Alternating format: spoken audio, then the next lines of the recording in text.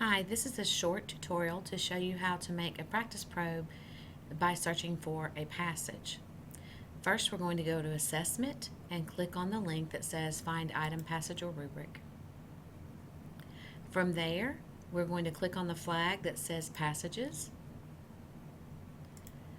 Our subject is English Language Arts, Literature, and then we'll choose our grade level. I'm going to choose 7th grade.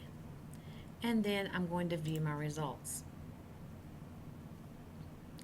The passages are organized by passages that have the most items available to the passages that have the least. And you'll notice that there are 148 different passages you can choose from for 7th grade. See, this passage just has 2 items, so all the way down to passages that just have 1 item, which in lots of cases are pictures or graphic organizers like this. All right. So we're going to go back and choose a passage. A wild comment looks like a pretty good passage. You can click on the plus sign there and read the whole passage if you want. Or another option you have is to click on View. When you click on View, it shows you the questions that are available, or the number of questions. To actually be able to see the questions, you have to click on Expand All. That will show you just the questions. At this point, you will see that this question has 2 passages linked to it. That's where you're comparing information from 2 passages. I don't want that question to be on the test that I'm making, so I'm going to take that one off. And I would preview these questions thoroughly and make sure the questions that I choose are the ones I want. Once you've done that, you click to Add to Test.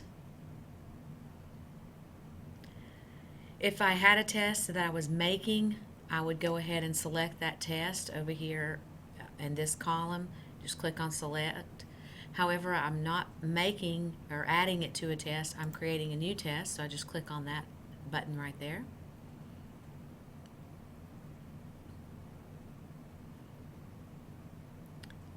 And it's generating my test, and it will pull all of those questions over for me.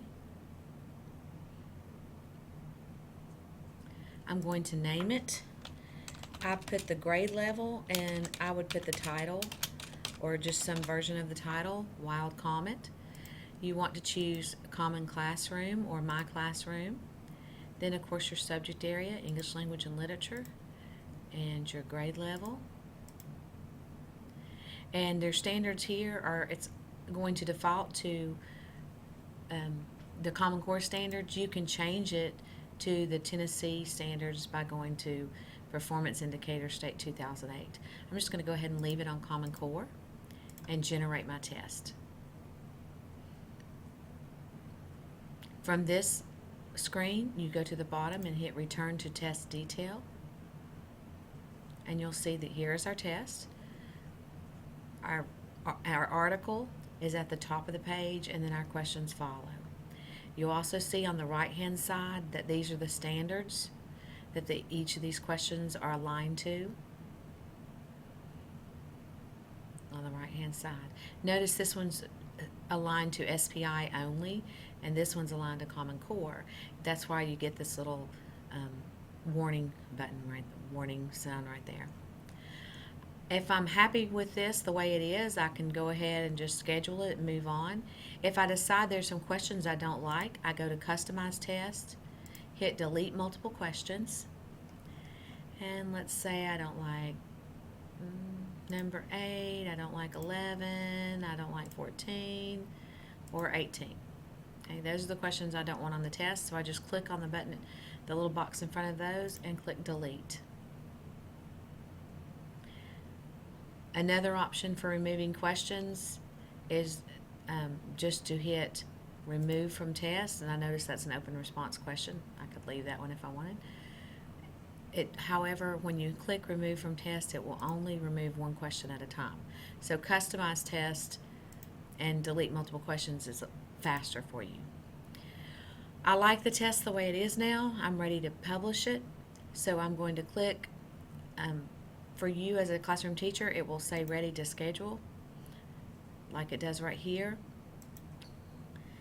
Once you do that, and you're ready to schedule, you can't make changes. That's why this warning comes up. It also tells me that I have one warning on this test, which is that SPI question that's not aligned to a Common Core standard, which is fine. It won't hurt the test at all.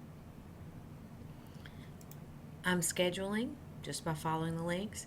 Here, I like for my test to be available the day that I make it, and I want this to be available for students through the end of the school year, so I click there. Here is your online passcode for students.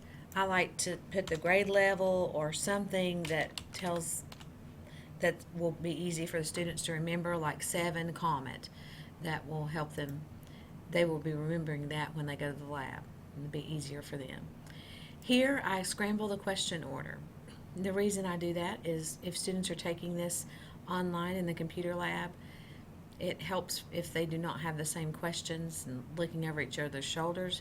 And I can also scramble the answer choices so that even if they do see a question that looks familiar, the answer might be A for one student and C for the next student.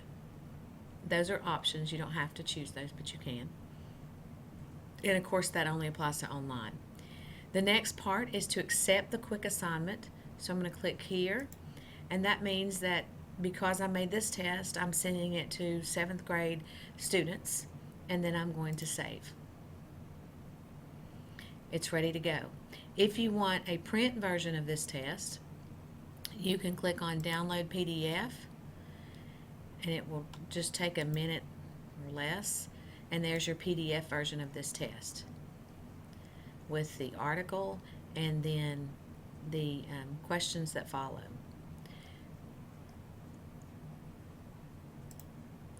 If you want to change font sizes or where the page breaks are because questions are on 2 different pages, you can click Download a Word version of the test, and when you do that, you have the option to edit and make it however you want, to change the font, to change the margins, just by clicking on Edit.